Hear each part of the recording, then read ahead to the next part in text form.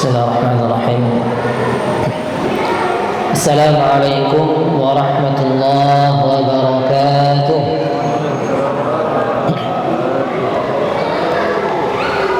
Alhamdulillah rabbil alamin wa bihi nasta'inu ala umuri dunya waddin wassalatu wassalamu ala ashrafil anbiya'i wal mursalin wa ala alihi wa ashabihi wa man tabi'ahu bi ihsanin ila yaumiddin, amma ba'du. Para ustaz dan ustazah rahmati Allah Subhanahu wa taala, kembali kita bersyukur kepada Allah Subhanahu wa taala atas segala limpahan rahmat dan karunia-Nya, sehingga Allah Subhanahu wa taala masih memberikan kesempatan dan kesehatan kepada kita semuanya, sehingga kita dapat hadir di masjid ini melaksanakan i'tikaf, menghidupkan malam-malam di bulan Ramadan, dan kita berharap kepada Allah Subhanahu wa taala mudah-mudahan segala amal ibadah yang kita lakukan diterima oleh Allah Subhanahu wa taala. Salawat dan salam marilah kita haturkan kepada uswah dan qudwah kita Rasulullah sallallahu alaihi wasallam. Allahumma salli ala sayyidina Muhammad wa ala ali sayyidina Muhammad. Salamullahi alaika ya Rasulullah. Para ustaz dan ustazah rahmatullahi oleh Allah Subhanahu wa taala, dalam melakukan suatu amal maka kita butuh ilmu, karena dengan ilmu inilah amal kemudian menjadi diterima oleh Allah Subhanahu wa taala. Maka pada kesempatan subuh yang berbahagia ini, insyaallah saya akan mencoba mengulas terkait dengan fiqhul i'tikaf yang saya ambil dari kitabnya Al-Fiqhu Al-Manhaji. Yang ini kitab fikih yang cukup ringkas dalam mazhab Syafi'i dan penyampaiannya sudah sangat terstruktur sehingga mudah bagi kita untuk memahaminya. Para ustaz dan ustazah rahmatullahi Allah Subhanahu wa taala, i'tikaf secara bahasa artinya adalah al-iqamatu 'ala syai'i wal mulazamatu lahu. Ada maksud dengan i'tikaf secara bahasa adalah berdiam diri untuk melakukan sesuatu dan menetap untuk melakukannya. Maka seseorang berdiam diri di pasar misalnya, itu kategorinya i'tikaf secara bahasa. Dia berdiam diri di pasar, melakukan sesuatu selama di pasar, maka dia bisa mengatakan saya sedang i'tikaf di pasar. Orang yang kemudian dia berdiam diri di mall misalnya, atau kemudian di tempat manapun, secara bahasa itu bisa diartikan dengan i'tikaf. Jadi baik itu perbuatan baik ataupun perbuatan buruk bisa diartikan dengan i'tikaf secara bahasa. Umat Nabi Musa ketika mereka meminta kepada Nabi Musa untuk dibuatkan juga Tuhan untuk kemudian mereka sembah, maka kemudian Allah menyebutkan akifina 'alaiha, mereka beriktikaf di depannya, di depan berhalanya itu mereka duduk di sana kemudian menyembah berhala itu. Allah menggunakan menyebutkannya dengan istilah akifin, mereka sedang beriktikaf. Ini pengertian i'tikaf secara bahasa. Adapun i'tikaf secara syariat adalah al-lubthu fil masjidi bi niyatin makhsusatin. Yang dimaksud dengan i'tikaf secara istilah atau secara syariat adalah berdiam diri di masjid dengan niat khusus untuk mendekatkan diri kepada Allah Subhanahu wa taala. Maka perlu kita pahami yang pertama, i'tikaf konteksnya adalah berdiam diri di masjid. Berarti kalau di selain masjid tidak bisa dikategorikan i'tikaf walaupun dia berdiam diri di sana. Mungkin dia di rumah misalnya, di rumah ada kamar khusus yang itu memang dikhususkan untuk ibadah saja, tetap tidak bisa dikategorikan itu i'tikaf. Atau kemudian dia berdiam diri di tempat yang lainnya mengkhususkan untuk ibadah, misalnya pergi kemana misalnya, juga tidak bisa dikategorikan i'tikaf. I'tikaf barulah sah ketika dilakukan di masjid atau musalla. Kita harus paham apa definisi masjid atau musalla. Masjid atau musalla adalah tempat yang sudah diwakafkan, yang itu digunakan hanya untuk sholat. Ya, fungsi utamanya adalah untuk sholat berjamaah, dan di situ dilaksanakan sholat berjamaah lima waktu. Maka kita ini masuk kategori masjid. Ya, karena apa? Ini masjid sifatnya wakaf, siapapun boleh sholat di sini. Ya, kecuali mungkin karena adanya peraturan, mungkin pembatasan, bukan berarti kita melarang, tidak, tapi terkait dengan aturan yang harus dijalankan, maka ini masuk kategori masjid. Sehingga kalau yang misalnya ada orang punya musola pribadi, punya masjid pribadi di rumahnya, itu tidak masuk kategori masjid yang boleh dilakukan i'tikaf di dalamnya, karena itu bukan konteksnya wakaf, hanya untuk dia saja, hanya untuk keluarganya saja.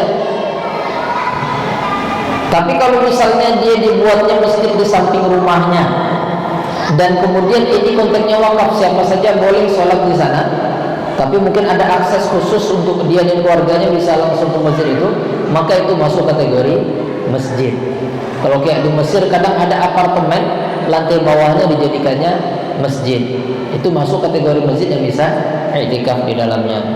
Maka ketika menyampaikan pembukaan i'tikaf di depan santri, Anda jelaskan, maka yang kemarin yang i'tikaf di gedung Maroko itu latihan i'tikaf. Karena i'tikaf nggak bisa di kelas, i'tikaf harus di masjid. Ya, latihan i'tikaf. Tetap tidak masuk kategori i'tikaf. Tidak masuk kategori i'tikaf. Termasuk gedung Arab Saudi itu tidak bisa kita katakan masjid. Maka nggak ada sholat tahiyatul masjid situ, nggak ada, karena itu bukan masjid. Itu koridor yang kemudian dijadikan tempat sholat. Boleh sholat 5 waktu di sana, boleh. Jadi konteks mendapatkan pahala sholat yang dimaksudkan 27 derajat itu adalah berjamaahnya, bukan di masjidnya. Ya, ini harus kita pahami. Orang dia sholat berjamaah di rumah, sholat berjamaah di masjid, dalam konteks 27 derajat sama. Tapi ada fadilah yang berbeda. Langkah kaki ke masjid dia nggak dapat. Ya, langkah kaki ke masjid itu memang hanya berlaku untuk masjid. Dia sholat berjamaah di rumah dapat 27 derajat, tapi nggak dapat langkah kaki di masjid. Nggak dapat fadilah berdiam diri di masjid. Karena ketika seorang masuk masjid, selama dia di masjid didoakan oleh malaikat, itu nggak dapat konteksnya kecuali hanya di masjid saja. Maka i'tikaf barulah diterima, dibolehkan ketika dilakukan di masjid. Para ustaz rahmati Allah Subhanahu wa taala. Kemudian yang kedua yang kita garis bawahi, niatnya haruslah niat untuk beribadah.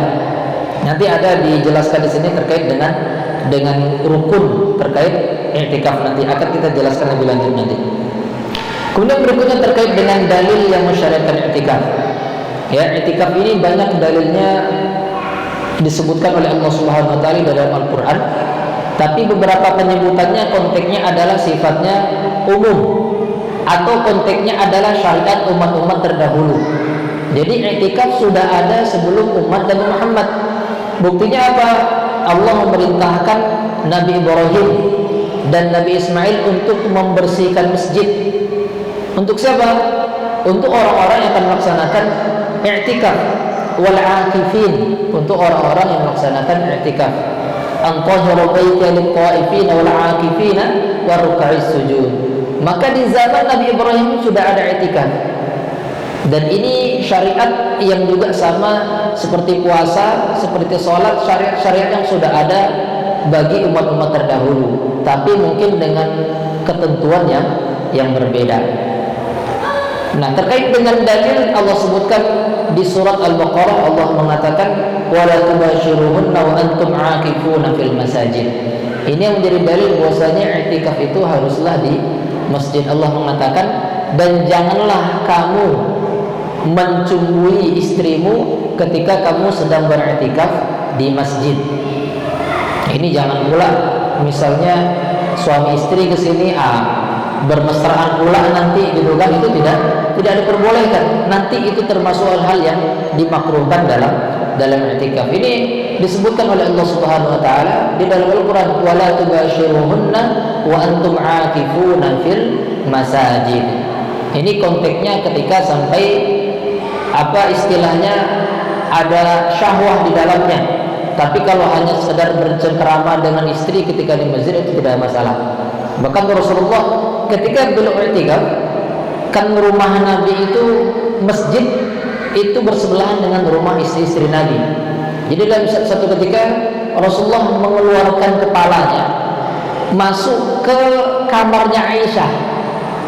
Jadi itu tidak masuk nanti konteks keluar masjid, tidak. Dia keluar itu kalau seluruh anggota tubuhnya keluar. Kalau hanya sebagian maka tidak masuk konteks keluar masjid.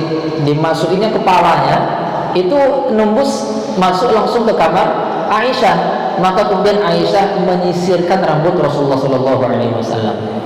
Ini tidak masuk dalam konteks mubasyarah karena tidak ada syahwat ketika melakukannya. Baiklah Ustaz dan Ustazah rahmatullahi Allah Subhanahu wa taala. Kemudian berikutnya apa hikmah Allah syariatkan i'tikaf? Banyak hikmahnya, diantaranya di sini disebutkan bahwasanya tujuannya adalah agar seseorang bisa untuk mengekang syahwatnya pada hal yang sifatnya mubah. Jadi kita dilatih untuk bagaimana mengekang syahwat kita untuk yang konteksnya mubah. Kalau yang haram jelas tidak boleh kita lakukan. Maka i'tikaf ini Allah ingin kemudian kita melatih agar bagaimana syahwat kita ini pun bisa kita kekang terhadap hal-hal yang mubah. Kan harusnya boleh saja dia tidur di rumah, ya kan? Pada malam harinya kemudian melakukan hubungan suami istri dengan istrinya, kemudian melakukan hal-hal yang mubah lainnya. Tapi kemudian apa? Di bulan Ramadan, di 10 hari terakhir Ramadan, Allah minta seorang untuk beriktikaf, meninggalkan segala hal-hal yang tadinya diubahkan bagi dia untuk kemudian mendekatkan diri kepada Allah Subhanahu wa taala. Allah ingin kemudian dari 1 tahun yang kita miliki ada hari yang kemudian kita khususkan hanya untuk kita dan Allah Subhanahu wa taala. Kita datang ke masjid, berdiam diri di masjid untuk melakukan ibadah, mendekatkan diri kepada Allah Subhanahu wa taala, merenung tentang apa yang telah kita lakukan dalam 1 tahun yang telah lewat. Merenung tentang nikmat yang Allah berikan kepada kita semuanya, memuhasabah diri kita. Kalau kata Umar bin Khattab, hasibu anfusakum qabla an tuhasabu wazinu a'malakum qabla an tuzinu. Hisablah amal kalian sebelum kelak dihisab oleh Allah Subhanahu wa taala, dan timbanglah amal kalian sebelum kelak ditimbang oleh Allah Subhanahu wa taala. Maka i'tikaf ini adalah kesempatan kita untuk merenung, untuk mendekatkan diri berkhalwat dengan Allah Subhanahu wa taala, sehingga kemudian kita bisa memaksimalkan ibadah-ibadah di bulan Ramadan ini. Dan juga di antara hikmahnya adalah bagaimana kemudian kita bisa memaksimalkan diri kita untuk mengejar malam Lailatul Qadar. Karena di antara tujuannya kenapa kemudian i'tikaf di 10 hari terakhir Ramadan, untuk bagaimana agar kita tidak menyia-nyiakan kesempatan untuk dapat berjumpa dengan bulan Ramadan.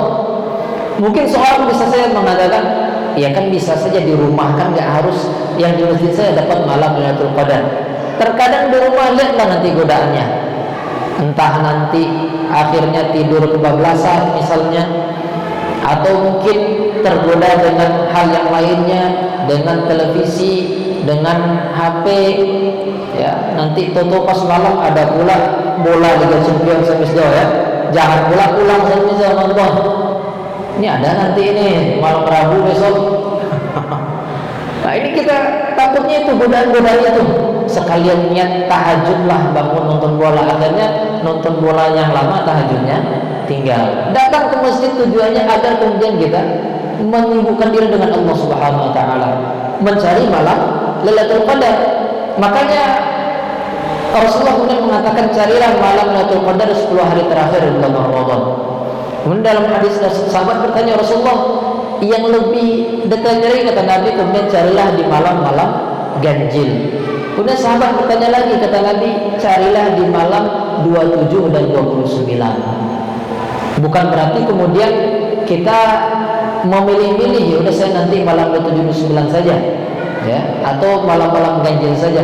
Walaupun itu juga boleh kalau seorang misalnya mau milih-milih, ya, jadi nggak boleh kayak gitu ibadah kok milih-milih. Loh, emang Nabi ngasih bocoran kok, boleh-boleh saja.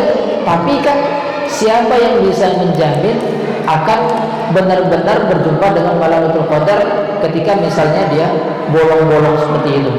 Apalagi ini konteks kita sekarang berbeda nih sekarang nih. Ada yang sekarang ini udah malam 22, kita 21. Jangan-jangan tau-taunya malam 21 versi Muhammadiyah, malam apa namanya, Lailatul Qadarnya. Jangan-jangan malam 27 versi Muhammadiyah Lailatul Qadarnya. Nah, jadi kalau kayak gini nggak bisa kita selang-seling nih, harus full, ya, harus full. Bagi Muhammadiyah malam 27 kami sekarang, kita kami besok malam 27-nya. Pas malam 29 mereka 29, kita baru 28. Ya, jadi tidak masalah milih-milih, tapi pertanyaannya adalah siapa yang bisa menjamin pilihan kita tepat, karena terkadang memang jumlah malam itu berbeda, dan malam Lailatul Qadar itu satu malam, ya, bukan kemudian dua versi, malam Lailatul Qadar versi Muhammadiyah, malam Lailatul Qadar versi pemerintah, misalnya. Enggak, cuman sekali saja dia dalam satu malam itu, yang kemudian Allah menentukan itu adalah malam Lailatul Qadar, yang mana Allah mengatakan Lailatul Qadri khairum min alfi syahr. Malam Lailatul Qadar lebih baik daripada malam 1000 bulan. Jadi ada hikmahnya juga, ya. Kayak kemarin Sejuk, anak pikir jadi kemarin tuh. Karena kalau jadi berarti kita untuk wanti-wanti, takutnya yang Muhammadiyah pula yang benar kemarin, kan? Maksudnya bukan kita salah, tidak, maksudnya pas yang Muhammadiyah pula malam Lailatul Qadarnya. Ternyata nggak jadi kemarin. Kalau kemarin jadi, insya Allah kita datang, ya, walaupun di kita masih tanggal 20 Ramadan, kita nggak tahu, jangan-jangan itu sudah malam ganjil 21. Baik, nah ini diantara hikmah kenapa kemudian Rasulullah SAW memerintahkan kita menghidupkan malam Lailatul Qadar, agar kita tidak menyia-nyiakan kesempatan ini. Ya, memang konteksnya apa? Allah memberikan malam Lailatul Qadar itu sangat panjang. Salamun hiya hatta matla'il fajar, sampai kemudian terbitnya fajar. Tapi kan dari waktu yang panjang itu kita nggak tahu pas di kitanya kapan. Ya, mungkin pas yang di tempat lain pas jam 11 malam, nanti di sini pas jam berapa kita tidak tahu. Maka memang idealnya kita ambil sebagian malam untuk beribadah. Mungkin tidur jam 12, setengah 4 sudah bangun, berharap mudah-mudahan tidak kelewat. Tapi kalau mungkin ada yang sangat khawatir kelewat, ya begadang full kalau mau.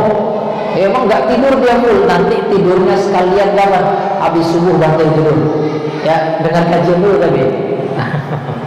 Ini mungkin kalau ada misalnya khawatir tertinggalan, maka tidak ada salahnya kemudian dia milih full bergadang, tidak tidur sepanjang malam. Atau kalaupun mau tidur mungkin diringkasnya, mungkin cukup 1 jam atau disingkatkannya, ini untuk mewanti-wanti supaya jangan kelewatan malam Lailatul Qadar. Para ustaz dan ustazah rahmatullahi Allah Subhanahu wa taala. Berikutnya, apa hukum i'tikaf? Ya, i'tikaf ini hukumnya adalah sunnah muakkadah. Di sini dibagi 3. Hukum i'tikaf itu ada sunnah muakkadah, ada wajib. Ya, sunnah itu kapan? Sunnah itu adalah kapan saja. Di luar Ramadan maka konteksnya adalah sunnah. Tapi yang sunnah muakkadah adalah 10 hari terakhir di bulan Ramadan. Karena definisi sunnah dengan sunnah muakkadah itu bedanya. Kalau sunnah adalah hal-hal yang ada perintah untuk melakukannya, itu sunnah. Tapi yang disebut dengan sunnah muakkadah, hal-hal yang ada perintah untuk melakukannya dan Nabi tidak pernah meninggalkannya, itu sunnah muakkadah. Di situ bedanya sunnah dengan sunnah muakkadah. Qabliyah maghrib tidak masuk sunnah muakkadah, itu sunnah saja, karena Nabi kadang melakukan, kadang tidak. Nabi menyuruh bagi yang mau saja, maka maka itu tidak sunnah muakkadah. Kembali kepada itikaf, itikaf hukumnya sunnah kapan saja dilakukan, konteksnya adalah sunnah. Tapi yang sunnah muakkadah kapan? Yang sunnah muakkadah di 10 hari terakhir di bulan Ramadan, karena itu yang dirutinkan oleh Nabi Muhammad SAW. Rasulullah pernah melebihkan hanya 1 kali, itu di Ramadan terakhir beliau. Beliau beriktikaf di 20 malam terakhir. Berarti tetap muakkadahnya itu di 10 malam terakhir, karena beliau tidak merutinkan itu, hanya sekali saja, itu Ramadan terakhir beliau. Jadi kalau ada kita ngerasa-rasanya kayaknya ini Ramadan terakhir nih, boleh juga ditiru Nabi. Ya. Ada tanda-tanda kayaknya sudah ada mimpi entah apa, kayaknya ini ada firasat saya di Ramadan terakhir nih. Maka kayaknya Ramadan kali ini dari malam ke-11 sudah iktikaf misalnya. Ya tidak masalah.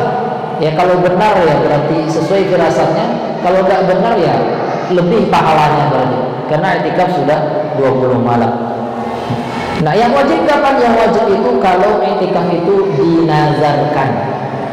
Seorang bernazar, kalau nanti saya misalnya, kalau seorang bernazar kalau nanti Allah berikan keturunan misalnya, saya akan bernazar akan beriktikaf selama, disebutkannya misalnya. Kalau nazarnya sifatnya umum maka suka-suka dia.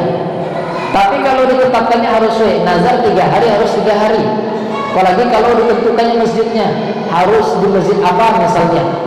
Ya, kalau untuk masjid maka harus di masjid yang memang itu mungkin untuk dilakukannya. Jangan pula nazarnya di Masjidil Haram lah kapan-kapan nanti iktikafnya. Ya kan? Wah, nggak bisa saya laksanakan ini nazar saya, kenapa? Ya nggak jadi-jadi kesananya. Ya nunggu duit dulu, nanti keburu meninggal nggak tunai nazarnya. Baik, ini baru wajib ketika dia sudah dinazarkan. Jadi tadi sunnah itu adalah kapan saja. Yang kemudian wajib, yang sunnah muakkadah di 10 hari terakhir bulan Ramadan, dan wajib adalah ketika sudah dinazarkan. Baik para ustaz yang kalian rahmati oleh Allah Subhanahu wa taala, berikutnya rukun i'tikaf. Ya, rukun i'tikaf itu cuma 2. Sama kayak puasa juga, rukunnya cuma 2 saja. Rukun yang pertama yaitu adalah niat. Ya, niat ini selalu menjadi rukun yang pertama dalam setiap amal.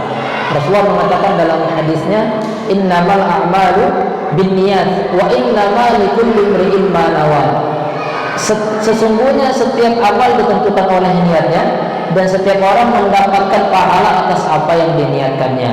Maka jangan lupa setiap kita masuk masjid kita harus meniatkan i'tikaf. Kalau kita ingin dapat pahala i'tikaf. Tapi kalau tidak maka tidak dapat pahala i'tikaf. Dia masuk masjid dan tidak terniatannya berdiam diri di masjid, dia tidak dapat pahala i'tikaf. Dia hanya mendapatkan pahala ketika melakukan ibadah. Tapi kalau seorang masuk masjid niatnya i'tikaf dan niatnya berarti untuk beribadah, maka apapun yang dia lakukan di masjid selama kemudian tidak melakukan hal-hal yang dimakruhkan, itu dihitung pahala, termasuk tidurnya. Apalagi konteks tidurnya bagian dari untuk mempersiapkan diri untuk bisa bangun malam misalnya. Tapi kalau ada yang dari awal niatnya pindah tidur, itu bisa jadi ada mau i'tikaf kenapa? Ya lumayan lah, bisa istirahat, atau mungkin di situ ada buka dan sahurnya gratis gitu. Ya itu jangan jadi yang utama, tapi jadi motivasi nggak masalah. Maksudnya motivasi gini, wah lumayan juga ada buka dan sahur di sana, bisa lah ngirim pengeluaran misalnya. Tapi bukan itu niat utamanya. Ya, niatnya untuk beribadah kepada Allah Subhanahu wa taala, dan ketika ada buka dan sahur gratis maka kemudian akan memudahkan bagi dia. Tapi jangan kemudian kita kehilangan kesempatan untuk berbagi. Alhamdulillah di sini panitia tidak menolak kalau ada yang ingin berbagi. Saya ada tertarik itu di masjid di mana itu ya? Di Kalimantan, Masjid Berkah Box itu memang luar biasa. Di sana emang i'tikaf itu gratis semuanya, bahkan itu difasilitasi dengan handuk, sabun, sikat gigi, odol semua dilengkapi. Bahkan kata beliau, kita jangan perhitungan dengan jamaah, kalau bisa jangan ada iuran buat i'tikaf itu. Jangan ada i'tikaf biar orang kemudian bersemangat untuk melaksanakan i'tikaf. Kalau kita buat i'tikaf tanpa biaya, yakinlah nanti Allah yang akan menggerakkan orang-orang untuk menyumbang untuk beriktikaf. Karena emang ada beberapa tempat i'tikaf itu berbayar, ya mungkin karena terbatas biaya, terkendala dengan biaya. Mungkin dia nggak bisa memfasilitasi untuk makan dan sahur. Alhamdulillah kita di sini difasilitasi. Maka niatnya harus karena untuk beribadah kepada Allah Subhanahu wa taala. Masuk masjid niatkan untuk beriktikaf. Ini rukun yang pertama. Rukun yang kedua yaitu berdiam diri di masjid. Ya, berdiam diri menetap di masjid. Tidak ada batas minimalnya. Ya, tidak ada batas, tidak ada batas maksimalnya. Berapa lama i'tikaf tidak ada batas maksimalnya. Tapi batas minimalnya ada. Yaitu batas yang itu dianggap sebentar, yang masih dianggap seseorang itu berdiam diri. Mungkin kalau di kita mungkin 5 menit, kalau sudah dianggap itu berdiam diri sebentar, maka bisa masuk kategori i'tikaf. Maksudnya kalau ada orang cuma datang duduk sebentar keluar lagi, itu tidak bisa masuk kategori i'tikaf. Atau kemudian cuma sekedar lewat saja, itu juga tidak bisa masuk kategori i'tikaf. Karena di sini disebutkan al-lubthu ila muddatin tusamma fil urfi i'tikafan. Dia berdiam diri di masjid dan itu dalam konteks urufnya dianggap i'tikaf. Ya mungkin 1 jam, mungkin 2 jam, maka itu sudah masuk konteks i'tikaf. Tidak ada batas maksimal dalam artian apa? Seseorang boleh i'tikaf semampu dia. Ya, seorang boleh i'tikaf semampu dia. Bukan berarti kemudian harus full dari awal 21 malam 21 sampai nanti keluarnya malam 29 atau 30. Itu konteks yang paling afdal. Ya, yang paling afdal memang seorang dari awal sampai akhir masuk ke masjid tidak keluar masjid. Ini kalau bisa seperti itu luar biasa sekali. Bahkan sampai kemudian misalnya didukung pula oleh keluarga misalnya. Kan kadang terkendala dengan anak, dengan istri, dengan pekerjaan misalnya. Tapi kalau misalnya suaminya bisa i'tikaf, istrinya siap mensupport, nanti akan diantarkannya baju kotor tinggal dijemputnya misalnya, anak-anak dijaganya segala macam, dia bisa fokus. Ini luar biasa, dan ini yang dilakukan oleh Rasulullah SAW. Beliau memang benar-benar i'tikaf, tidak keluar masjid. Istrinya menyiapkan semua perbekalan beliau. Tapi kalau ternyata mungkin kita terkendala dengan ada kesibukan, atau mungkin ya tidak bisa juga meninggalkan full anak dan istri karena harus ada juga kebutuhan yang dipenuhi, maka itu tadi kita bisa memilih-milih waktu yang kita lapang di sana. Ya, mungkin kita ambil pada malam harinya saja misalnya, atau mungkin nggak bisa juga full pada malam hari, ambil malam-malam yang dia bisa. Jangan sampai kemudian tidak beriktikaf sama sekali ketika sudah Allah lapangkan waktu kita. Karena memang ada orang yang memang tidak ada waktu. Kebetulan malam itu pula lah dia bisa mencari nafkah. Kita tidak bisa menafikan. Ada orang-orang cari nafkahnya pas malam hari. Misalnya dia harus berjualan pas malam hari. Jangan pula kemudian sampai dibilang, jangan sampai kemudian itu dunia Pak, kita tinggalkan dunia maka insya Allah akan Allah ganti dengan akhirat ini. Kalau dia melakukan itu pilihan. Tapi kalau sampai kemudian dia melakukan itu dan meninggalkan satu hal yang kewajiban, itu salah. Mencari nafkah hukumnya wajib, i'tikaf hukumnya adalah sunnah. Ya, mungkin kalau dia mau nanti dari sepanjang malam itu disisihkanlah 1 hari nanti. Masa ia nggak bisa 1 hari saya beriktikaf? Nah, maka itu adalah pilihan. Jangan sampai kemudian ada dalam benak kita sampai memvonis hati-hati. Ini dunia aja dikejarnya. Ya sibuk jualan segala macam. Itu pula mungkin jalan yang Allah kasih baginya rezeki. Maka bagi kita Allah lapangkan, jangan sampai pula tidak beriktikaf. Ya, kita sudah malam tidak ada agenda, bekerja pagi hari, apalagi sekarang juga sudah libur. Bisa Allah lapangkan, maka gunakanlah kesempatan ini untuk beriktikaf selama di 10 hari bulan Ramadan ini. Baik para ustaz yang dirahmati oleh Allah Subhanahu wa taala, maka kalau seorang keluar dari masjid dan tidak ada udzur syar'i, iktikafnya batal. ya i'tikafnya batal. Batal di sini konteksnya tidak seperti sholat. Jadi bukan konteksnya i'tikafnya menjadi sia-sia, tidak, dihitung nol, tidak. Ketika konteksnya batal, maka catatan amalnya, catatan i'tikafnya berhenti sampai situ. Nanti kalau dia masuk masjid lagi, dia i'tikaf lagi. Kalau sholat kan beda, misalnya, atau puasa lah sama juga. Dia terkait dengan waktu mulai dan waktu selesai. Kalau batal dalam tengah-tengahnya sebelum selesai, maka batal semua. Seorang sedang berpuasa, dikiranya bunyi beduk, taunya orang ketok pintu, langsung minum, batal puasanya, nggak dapat pahala sama sekali. Ya karena belum waktunya dia sudah berbuka, harus mengulang lagi. Orang sedang sholat sudah tahiyat akhir, innaka hamidum majid, udah nggak tahan dia lagi. Ya lepas juga untuk misalnya pada tinggal salam aja selesai, ternyata lepas, tentu batal sholatnya, ngulang dari awal lagi. Tapi kalau i'tikaf batal di sini konteksnya tidak menghapuskan i'tikaf yang sebelumnya. Berarti dia cuma tidak mendapatkan fadilah yang sama dengan orang yang full i'tikaf. Ya, ada kebutuhan dia. Kalau kebutuhannya syar'i tidak membatalkan, hajat ke kamar mandi, termasuk misalnya ada menolong orang yang harus ditolong, itu tidak membatalkan i'tikaf. Tiba-tiba ada misalnya di masjid itu ada musibah, ada kecelakaan atau apa gitu kan, ada dia ngantar ke rumah sakit, terus asalkan dia balik lagi langsung, tidak batal i'tikaf karena ada uzur syar'i.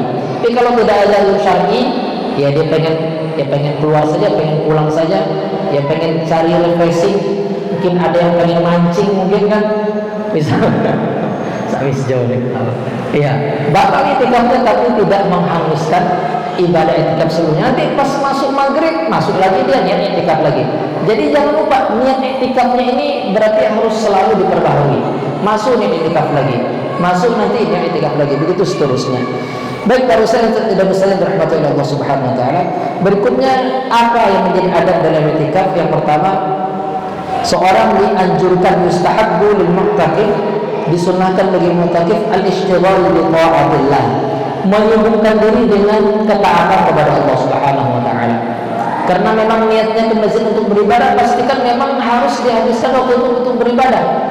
Seperti zikir kepada Allah Subhanahu wa taala, qiraatul Quran, membaca Al-Quran, atau muzakaratul ilm, atau kemudian belajar. Kadang-kadang di beberapa tempat i'tikaf itu ada kajiannya. Karena kita mungkin hampir tidak ada yang full, maka kajiannya hanya subuh saja.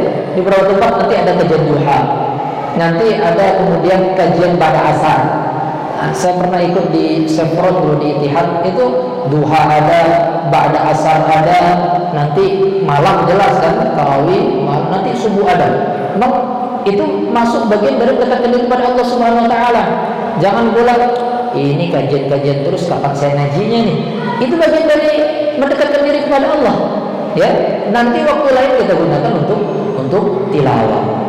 Baik, kemudian yang berikutnya termasuk sunnah juga adalah berpuasa. Ini konteksnya adalah ketika di bulan Ramadan, otomatis wajib seorang berpuasa. Kalau di luar Ramadan ada orang yang ingin beriktikaf, maka kemudian disunnahkan baginya berpuasa, walaupun ini tidak menjadi syarat. Ya, tidak menjadi syarat iktikaf harus berpuasa. Kemudian berikutnya sunnah dianjurkan beriktikaf di masjid yang dilaksanakan sholat Jumat. Ini ya dia memang iktikafnya full. Tujuannya apa? Agar jangan sampai dia keluar masjid untuk sholat Jumat, otomatis bisa kurang keutamaan iktikafnya dibandingkan dengan orang yang sholatnya di masjid yang ada sholat Jumat. Kalau di Mesir itu istilah al-jami'. Kalau jami itu berarti di masjid untuk sholat Jumat. Ya, kalau kita kan istilahnya masjid sama musola, itu sebuah istilah saja.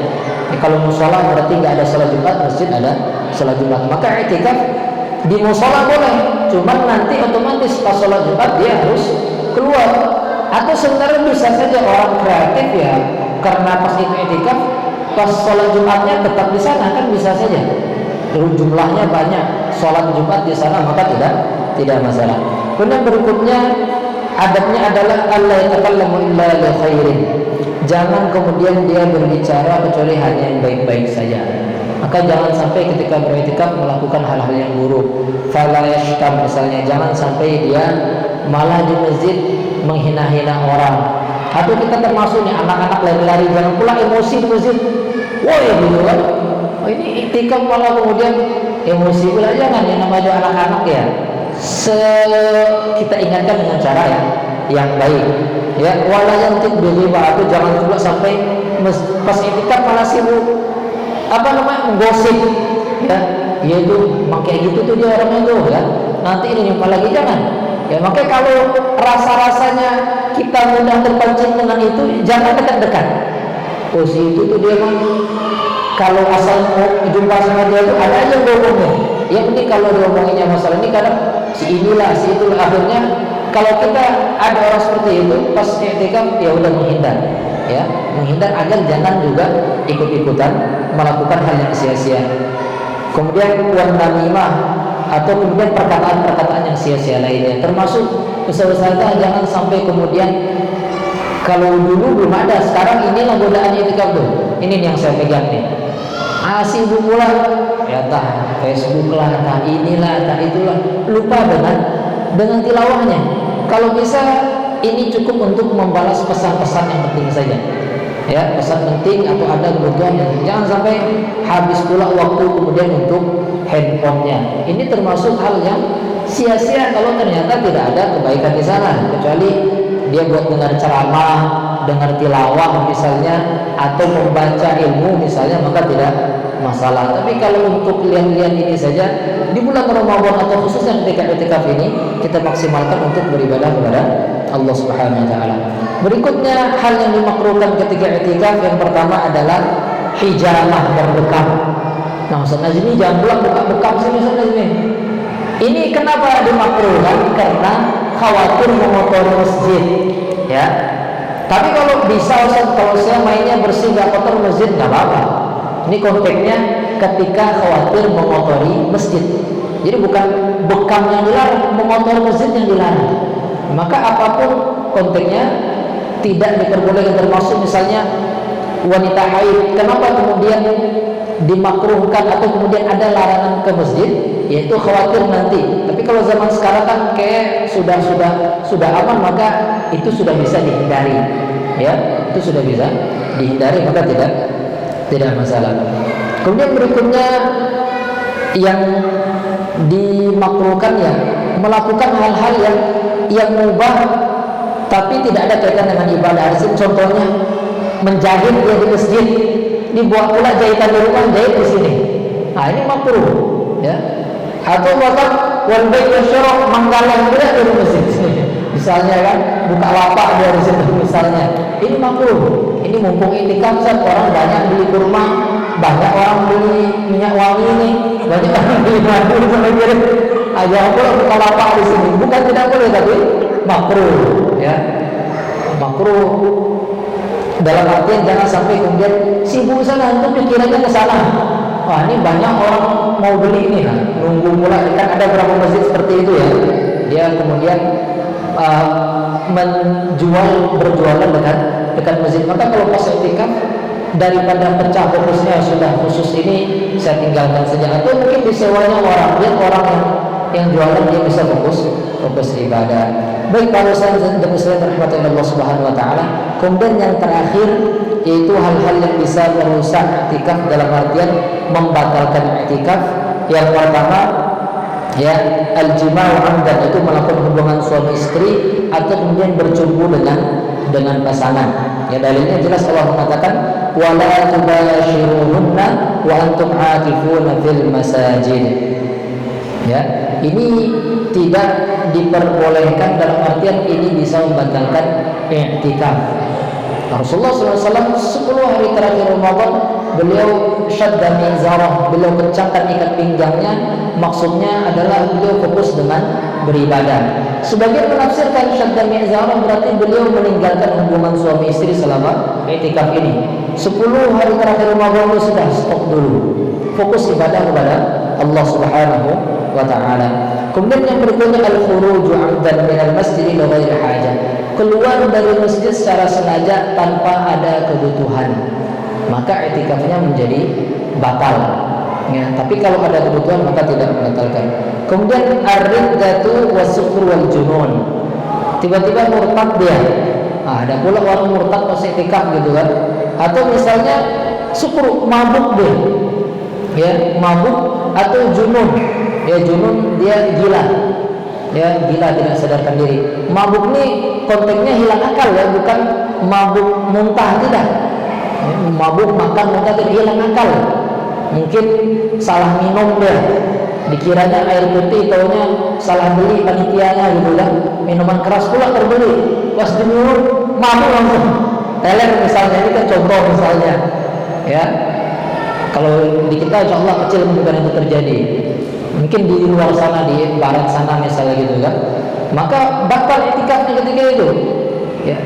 Kalau tidur tidak masalah, tapi kalau hilang akal karena gila atau pingsan ya, maka i'tikafnya batal. Wal junun, atau kemudian gila tadi, tiba-tiba gila ya, dapat musibah apa langsung stres misalnya gila, maka batal i'tikafnya. Berikutnya ini khusus bagi wanita, al-haidu wan nifas ya, haid dan nifas menjadi penyebab batalnya i'tikaf. Mungkin pas sebelumnya suci ke masjid i'tikaf dia, ketika sedang di masjid tiba-tiba pas datang waktunya, maka batal i'tikafnya. Ya sudah, dia harus langsung meninggalkan masjid, tidak boleh lagi melakukan i'tikaf ketika sedang haid atau nifas. Baik para ustaz dan ustaz rahmatullahi Allah subhanahu wa ta'ala, maka inilah yang menjadi ilmu yang harus kita pahami tentang konteks i'tikaf ini, sehingga kemudian kita bisa maksimalkan waktu kita sebaik-baiknya untuk beriktikaf, untuk mendekatkan diri kepada Allah subhanahu wa ta'ala. Kalau yang bisa misalnya full, alhamdulillah ya, syukur-syukur, karena memang sudah selesai urusan di rumahnya semuanya bisa full, alhamdulillah. Tapi kalau tidak bisa full, mudah-mudahan kita bisa maksimalkan waktu-waktu yang Allah lapangkan kepada kita. Apalagi kalau yang buat keluarga di sini itu alhamdulillah luar biasa sekali, bisa lebih fokus untuk ibadah di sini. Para ustaz dan rahmatullah Allah subhanahu wa ta'ala, mudah-mudahan Allah berikan keberkahan bagi kita selama i'tikaf di bulan Ramadan ini. Allah berikan keistiqomahan bagi kita, karena godaan itu sangat banyak sekali, apalagi bagi yang i'tikafnya pulang pergi. Sampai rumah nanti pas pulang datang godaan, malaslah ke masjid, enak di rumah lagi. Nanti pas tahajudnya datang ke sini gitu kan, tahu bablas lewat satu malam ya. Maka mudah-mudahan Allah kuatkan kita tetap istiqomah, selalu hadir ke masjid selama i'tikaf ini di waktu-waktu yang Allah lapangkan bagi kita. Dan mudah-mudahan apa yang kita niatkan untuk beribadah selama di bulan Ramadan ini, untuk mendapatkan malam Lailatul Qadar, mudah-mudahan Allah takdirkan kita berjumpa. Karena kalau kita bayangkan saja, sekali saja kita sempat jumpa malam Lailatul Qadar, itu dalam 80 tahunan kita beribadah. Umur nggak sampai segitu, mungkin cuma 40, 50, 60. Tapi sekali pernah dapat udah 80 tahun kehitung ibadah. Kalau sekali, kalau 2 kali, 3 kali, kalikan saja nanti. Ternyata pernah sampai 5 kali. Maka nanti nggak sadar dia 400 tahun dicatat oleh Allah sedang beribadah, pada usianya ternyata cuma singkat saja. Maka kita selalu berlomba-lomba di bulan Ramadan untuk bagaimana bisa mendapatkan malam Lailatul Qadar, mengajak orang yang bisa kita ajak ya, supaya kemudian sama-sama juga bisa mendapatkan keutamaan ini. Mudah-mudahan Allah berikan keberkahan bagi kita semuanya, bagi pondok kita yang sudah memfasilitasi agenda i'tikaf ini. Ini setahu ana tahun yang kedua yang skema bagus. Dulu hanya 3 orang, 4 orang, itu pun mau bagi yang mau saya ini luar biasa. Mudah-mudahan bisa kita maksimalkan, kita tingkatkan, apalagi nanti kalau misalnya fasilitas sudah lebih memadai, mudah-mudahan akan semakin banyak ustaz-ustazah yang mungkin ya tidak mudik bisa beriktikaf selama di bulan Ramadan ini. Ini saja yang dapat saya sampaikan. Oke, baik. Mungkin sebelum kita tutup, kalau ada sesi tanya jawab ya, karena memang fikih ini tambah banyak dengan tanya jawab. Kebetulan Ustaz Jum yang mau bertanya kayaknya. Bismillahirrahmanirrahim.